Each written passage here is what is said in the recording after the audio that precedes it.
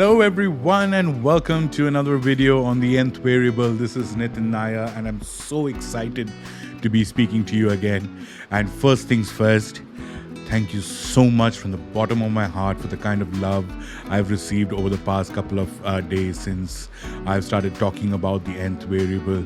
Released an ebook in case which you haven't downloaded. I'll share down in the links below, and also for joining my exclusive groups on LinkedIn as well as Facebook, liking my page and giving me all the kind of support that you really can. It's been really helpful, and I really want to thank you once again for all this love that you've been showering on me.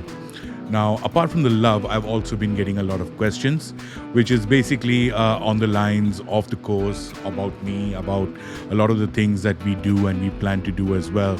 So I thought, let me do this instead. Instead of, replying to those DMs and comments, let me put out a video where other people might also be having the same kind of questions. So it'll be like one shot I can, get to all of you. So a couple of questions that's come up. The first one, I thank you Kusum Jain for asking this. She asks, why does the nth variable keep changing? Well, when I initially came up with the concept of the nth variable, the reason I called it the nth variable is because it changes constantly. Otherwise, it could have been a constant, or in other words, it could have been something that I could have called it anything else. But the wonder of the nth variable, or the magic behind it, is that once you find your nth variable and you really propel yourselves outside your immediate circle, you start achieving God mode level of success, you automatically start attracting other people with similar skill sets or with similar n variables around you. So the moment you start being funnier than, let's say, the general consensus or the general public that you are competing with, or you're funnier than your peers, what happens is you immediately are elevated above them. You start getting a level of success which the others don't get. And most importantly, you start attracting other funny people around you. Because that's the way the universe works. The birds of a feather flock together. Well, it's true. You attract other people who are very similar to you. And now what happens? You're with a group of people who have similar skill sets, similar experience, work equally as hard, and all of them are funny. So now how do you break free from this level? That's where your nth variable needs to change. So from being funny and working hard and having all this experience, what if you were a great musician as well? You could use your musical skills to really put you on the next level. If you look at Indian stand-up comedians, all of them work really hard, but they have different skill sets that that add to their comedy. They're all really funny. They work, they do shows, they travel, they do live events, they do corporate events. They work really hard. But how do you make one person really stand out from the others? For example, you have a few who've really broken out and started doing things on a much larger scale. One of them who I personally like is Kenny Sebastian, and what makes him stand apart is he brings in, he's quite proud of his Malayali or Kerala heritage, and tries to bring about the fact that he really doesn't know much about the culture or the language into the whole picture, which is quite refreshing when you look at the other comedians who try to stick to their, let's say, their Haryanvi roots or their Tamil roots, and really want to showcase what they are and how they really go about doing things. So that's one thing that Kenny Sebastian has done to really push him to the next level.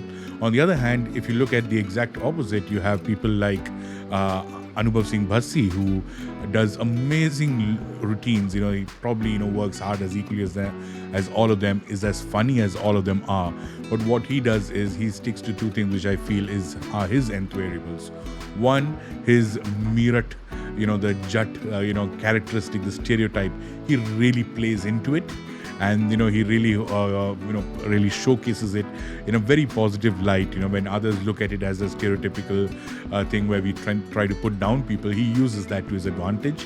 And the second thing, which actually takes him one level more higher, is the fact that he tells really long personal stories.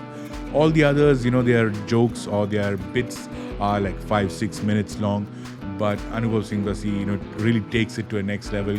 15-minute, 20 minutes pieces on exactly the same topic and the same story. So this is how you keep evolving yourselves. And if they need to break free from the next kind of strata that they are involved in, they probably need to come up with something new, a newer nth variable that will generally put them above the rest. And this is not just true to stand-up comedy. It's just an example that I've given, but it's true in almost every field of your life. If you actually look back, the moment you became, let's say, the cricket captain, all the people that you hung around with started to become sportspersons. Or the time that you started learning a new instrument, you started hanging around musicians a lot more. It's because of the nth variable that you've been able to move from one level to the next and attract a lot of people with a similar thing. And this is a journey. You keep doing this until finally you've reached God mode level of success. Hope this answers your question, Kusum. The next question we have is from Bilal Mohammed, and he asks, at what age do we need to start? Well, there isn't a certain age that you need to start. It's whenever you decide that you want to break free from the monotony of life, you want to find success. Because many people are not really bothered about success for a long, long time, and there's absolutely nothing wrong with it. I've worked with people who probably, let me give you an example. When I was working in the hotel industry, I was among the youngest to man the bar at JW Marriott Mumbai. In fact, there was a time when, I was probably too young to buy a drink in that bar, but I was still working there. And for me, it was all about, climbing that ladder, getting there, doing what's needed, learning how to do the licenses, learning how to make cocktails, learning how to maintain the inventory, learning about it and keep going ahead and keep, moving forward. But there were others who were quite happy with what they were doing. Not taking any names, but there was someone who working with me who was a bartender, just a bartender for the past 7 years. And he didn't want to move because he was very happy doing that. Probably the best bartender in the hotel, but he didn't want to become a manager and give up on his joy that he got from bartending. So that's probably one of the ways where, you can look at things. So there's no particular age, but there will come a time when you feel that you want more in life. And at that age, you can start. But if you want to put in this practice with your children or with your siblings or any loved ones, you can start by trying to figure out what their nth variable is, putting them through small exercises to see where their mindset is. I'm trying to do that with my 7-year-old son, and what I've realized is that my son loves monotony. He's not very interested in, trying out new things or seeing what's new happening or check out a new cartoon because something has come up. He loves 3 or 4 things and he dives deep into them. So that's something which I've noticed, but I feel it's a bit too early to start putting him through, detailed things that he needs to do. But I'm still looking at it and trying to see when I can or figure out what's best for him and try to get him to understand what his nth variable is a bit early in life. And hopefully that will propel him to keep looking for it as well. Next question is from Sudeep Sen. Sudeep, this is a very tough question that you asked because it's very personalized. As in, it's not a personal question to me, but it's very personalized to every single person that I meet or who I interact with or who've done my course. So what Sudeep asks is, what is this God mode level and how do we define this?